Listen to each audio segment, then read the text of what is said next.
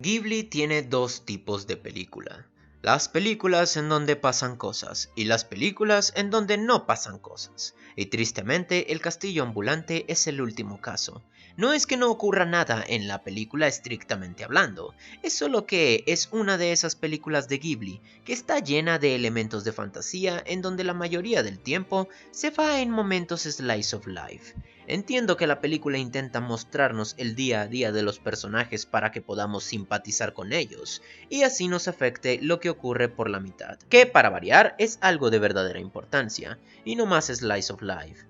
Pero esto no terminó siendo ejecutado de la forma correcta, ya que la película nos da suficiente tiempo para conocer a los personajes, pero no para entender sus motivos. Cuando se trata de Howl, la bruja que causa el conflicto inicial, la realeza y demás personajes, solo se mencionan sus motivos, pero nunca nos dan una justificación de ellos. Todo se resume a que una parte es amable y la otra está equivocada.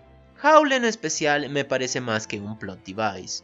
Fuera de que nunca exploramos verdaderamente su personalidad, el tipo simplemente es mágico y puede o no puede hacer lo que le plazca, dependiendo de si la película quiere mostrarnos algo fantástico, quiere solucionar un problema o crear tensión en ese momento.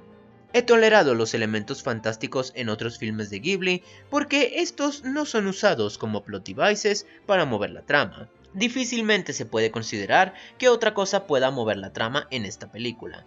Definitivamente no fueron las acciones de la protagonista, quien se mete en todos sus líos por curiosidad y cuestiones de suerte, y quien se enamora del personaje central porque el tipo es mágico y le pareció alguien noble. El castillo ambulante es una mirada decepcionante. Tomando en cuenta su premisa y los temas de la película, con un mejor ritmo, ejecución o enfoque, esta película pudo haber sido sobre el conflicto social de seres mágicos coexistiendo con gente normal, o sobre lidiar sobre los efectos y crisis de la edad a causa de una maldición. Al final, la película vale más la pena por su apartado técnico y creativo escenario que por su escritura. Puedo apreciar que ilustrar y animar a mano ese enorme castillo ambulante debió ser increíblemente difícil, pero eso solo hace el asunto más doloroso. Es mucho esfuerzo en animación y ambientación para una película que mete un montón de temas irrelevantes, personajes a medio explorar y elementos de fantasía que son desaprovechados en son de un tono demasiado suave para la magnitud de las cosas que ocurren en la película. Para el tiempo en que el clímax llegó y el conflicto final estaba en su punto, simplemente había perdido el interés. La película es un 5 de 10. Se nota el inmenso esfuerzo en unos apartados, pero la completa desinspiración en otros.